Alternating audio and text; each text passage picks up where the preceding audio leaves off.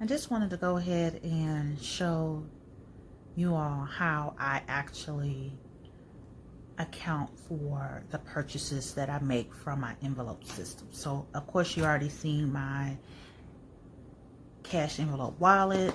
These are the envelopes themselves, so we're just going to slide that here. And then I have my receipts over here because it has personal information and items that I bought. I'm just going to go ahead and just leave it where I can see it, but you may not be able to or shouldn't be able to. So here is that we know that I didn't add anything to fund money because I already had a balance of $50. I didn't add anything to gifts. Now groceries. So I'm actually going to use the paycheck breakdown sheet in order to determine what I need to place as a deposit for each category. So for groceries, on the 14th, I made a deposit of $160, and that brought the total to $164.95. For household, on the 14th, I made the deposit of $60. And that deposit of $60 brought the total to $60 because remember, I spent everything out of this category already. Now for personal, I made a deposit on the 14th of $105. That was the planned $80 as well as the $25 that I allocated from fund money. So that gave me a total of $121.37. For restaurants, on the 14th, I made a deposit in this category for $20. And that $20 brought the total balance for restaurants to $23.85. Now I'm going to reconcile my categories because I did make purchases the next day. So on the 15th, I went to Dunkin' Donuts, and because I needed some coffee, one, because I was running errands, and that was $3.84. That left a balance of $20.01. Now, for the personal category, I'm just throwing things all around. For the personal category, I went and spent in this category at two stores. First, I went to Target, and my total purchases for Target was $10.69. And then I went to Aldi on the 15th as well, and I spent $5.34. So what do I have remaining for the personal category? So I started off with $121.37. So the first purchases that I made at Target was $10.69. So I was left with $110.68. I minus the $5.34 from Aldi, and that's $105.34. That is remaining for this category. Then for the household category, I went to Target, and I made a purchase of $8.54.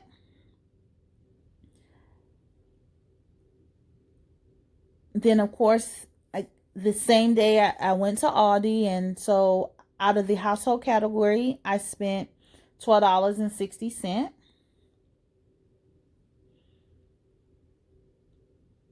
Then, lastly, I went to Walmart, and I went ahead and I completed my shopping trip for my household of $22.41.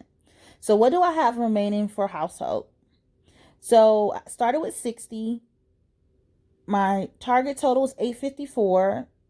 So $51.46 was remaining. I spent $12.60 at Aldi, so $38.86 was remaining. I spent $22.41 at Walmart, so $16.45 is remaining for my household category. Now for groceries. I am very proud of myself that I did not overspend this first week of the 2-week grocery budget. And so I went to Aldi and I spent $55.80, which usually I spend so much more because I do the bulk of my shopping at the store. Now, let me know if you would like to see a video about how I meal prep as well as grocery shop to stay within budget.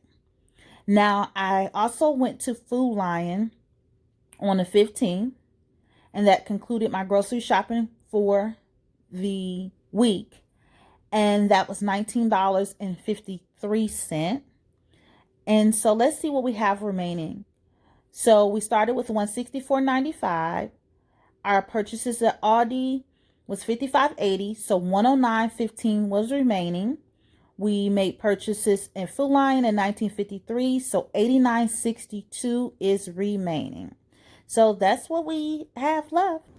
And so this is how I keep up with what I'm spending on a daily basis. And I transfer this information into my spending tracker in my binder.